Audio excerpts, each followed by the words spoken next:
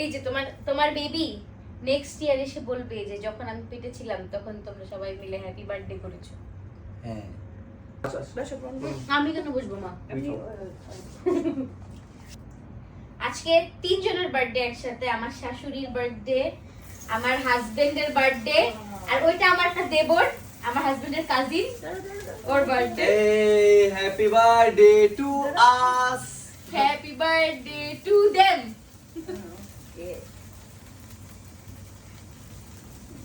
সবার বার্থডে একসাথে। চলো মা আম্মু, কাটেন। ধরো আসো ধরো ধরো।